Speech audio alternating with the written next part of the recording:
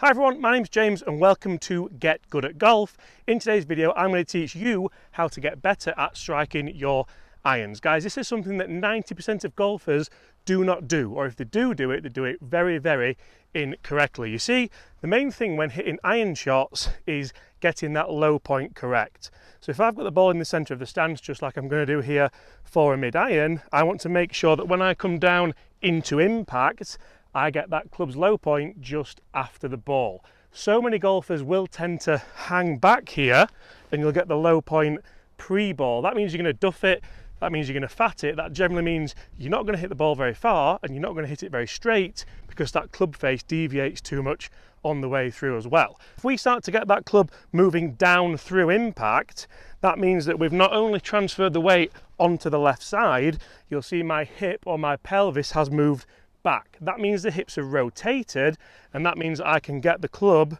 moving safely through impact and nice and stable like this. Oh, that was a lovely strike. I definitely need to start integrating these into my swing.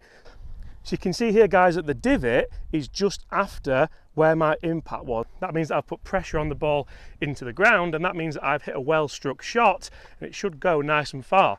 That one's found the green on this par 3. There's not really much more that you would want.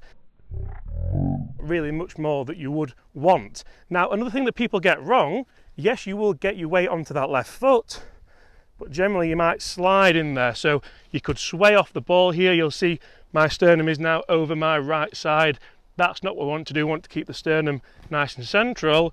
But then if I have swayed off the ball, I could slide into that target there. And the problem with that is I'm going to get way too steep. And again, I'm potentially going to duff this shot. The key is just, like I said earlier, keep that hip rotating. Then the hip, the knee and the ankle are all in line.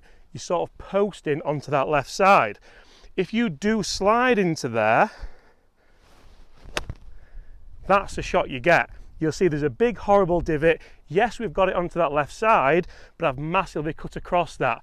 That's where you might actually hit a slice with your driver or your long irons. You're not going to hit a slice with a mid iron because there's too much loft on there. Now, one of the big reasons for this is people generally stand either too narrow or with the feet too parallel here. So if my feet are parallel pointing at you now, I'm really going to struggle to first of all get the rotation in the backswing. You can see that my voice has kind of gone a different pitch there, but I'm also not going to be able to rotate into the downswing. I'm going to slide into that left side, just like I mentioned earlier. So if we go nice and wide in the stance, make sure that ball position remains constant, make sure it remains right for the club you are hitting. That actually opens the hip up at address, so it helps us get it open at impact as well. So then I can load up to the right side, rotate down, just as I said earlier, get the hip, the knee and the ankle in line. Because that foot's flared out, it helps me make a swing just like that, and that one's on the green again.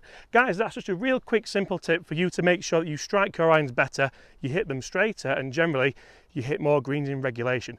90% of golfers don't rotate properly, don't get the weight onto the left foot, and it can not only hinder you with your driver, your 3-wood or your hybrid, but also your mid-irons. Guys, thank you so much for watching. I've been James Robinson. This has been Get Good at Golf, and I'll see you again on the next one.